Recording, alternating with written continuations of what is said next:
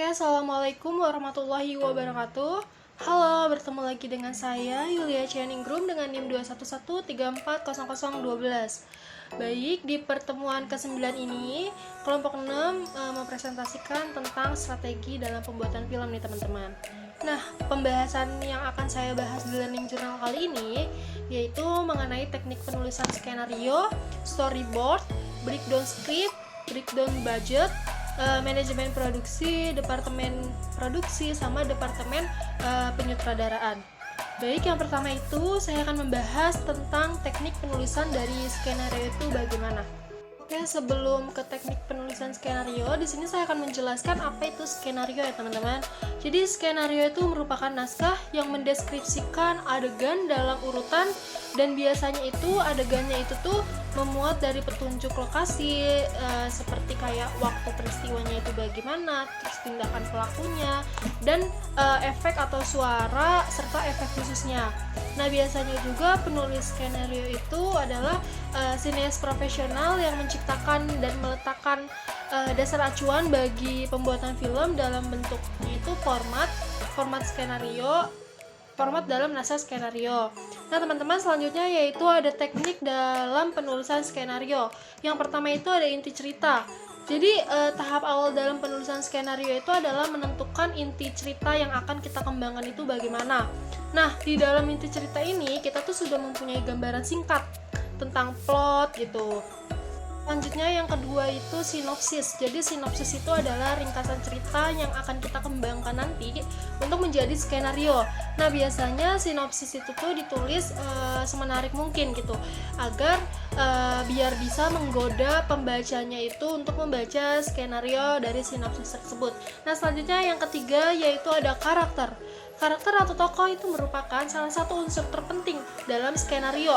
Nah, biasanya di dalam di dalam skenario itu tuh karakter tuh harus lebih dikembangkan gitu secara lebih rinci, karena dia itu berhubungan dengan kebutuhan aktor atau aktris yang akan memerankan karakter tersebut. Nah, selanjutnya yang keempat itu ada plot. Jadi teknik penulisan skenario itu biasanya dengan penyusunan plot gitu. Nah, itu tuh merupakan alur cerita yang sangat diperlukan dalam menulis skenario. Di dalam plot juga, plot memiliki struktur, yaitu yang pertama dari awal konflik, komplikasi masalah, sama yang terakhir itu adalah penyelesaian masalah. Selanjutnya yang kelima yaitu ada outlines. Jadi outlines itu adalah susunan urutan adegan per adegan secara lebih rinci. Selanjutnya yang keenam itu scene. Scene atau heading biasanya itu dia itu merupakan informasi tentang adegan. Jadi biasanya tuh scene heading itu umumnya terdiri dari nomor scene, terus kayak lokasi adegannya itu di mana dan waktu adegannya itu bagaimana. Nah, selanjutnya yang ketujuh itu ada action. Action tuh adalah aksi. Jadi kayak keterangan mengenai kayak kejadian-kejadian dalam setiap scene itu gimana. Terus biasanya juga di dalam adegan itu tuh ada penjabaran-penjabarannya gitu dari outline yang sudah dibuat sebelumnya. Selanjutnya yang ke-8 itu ada dialog dan parentetikal. Jadi biasanya itu dialog itu kata atau kalimat yang harus diucapkan oleh si karakter dalam adegan tersebut. Sedangkan parentetikal itu adalah petunjuk aksi atau ekspresi yang harus dilakukan oleh si karakter dalam mengucapkan dialog tersebut. Jadi itu dari teknik penulisan skenario ya teman-teman. Nah, selanjutnya yaitu ada storyboard. Nah, storyboard adalah presentasi visual dan cerita pertama yang dibuat. Tujuannya apa sih? Jadi tujuannya itu untuk menjelaskan alur narasi dari sebuah cerita.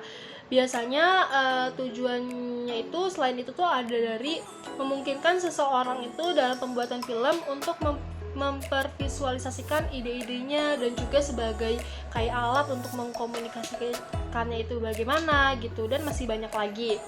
Nah, biasanya juga storyboard itu tuh berfungsi untuk menjelaskan cerita secara visualnya itu gimana teman-teman.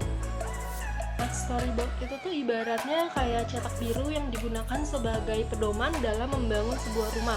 Biasanya dimulainya itu dengan storyboard gitu. Nah, storyboard itu juga nggak hanya diperuntukkan buat adegan-adegan action yang unik, tapi juga film-film kecil dan romantis yang biasanya itu menggunakan storyboard. Kenapa? Karena dapat membantu si sutradaranya dalam memperjelas emosi dan dialog-dialog yang akan dimunculkan dan dituangkan ke dalam film tersebut. Nah, selanjutnya yaitu ada breakdown script. Jadi breakdown script itu adalah proses menguraikan skenario menjadi informasi tentang segala sesuatu yang akan dibutuhkan pada saat syuting itu dimulai. Nah, biasanya juga breakdown script itu tuh nggak kalah penting lagi untuk menentukan jadwal syutingnya itu gimana berdasarkan informasi per scene yang telah kita uraikan gitu loh teman-teman. Nah, selanjutnya yang keempat itu ada breakdown budget. Jadi pada tahap ini si produser itu berfungsi untuk memerinci dana yang dibutuhkan dalam produksi film gitu. Jadi ketika melakukan produksi film itu pastinya kan mengeluarkan dana gitu. Nah, breakdown budget ini nih bertugas untuk merinci dana yang dikeluarkan itu seberapa. Nah, biasanya juga di perencanaan anggaran itu sudah dilakukan gitu pada saat skenario draft pertama selesai. Nah, biasanya pada tahap ini tuh masing-masing departemen itu membuat rencana anggaran biaya kebutuhannya yang diperlukan dari setiap divisi itu. Nah, selanjutnya ya teman-teman, itu ada manajemen produksi. Jadi manajemen produksi itu adalah segala usaha atau proses guna untuk mencapai tujuan scene secara efektif dan efisien.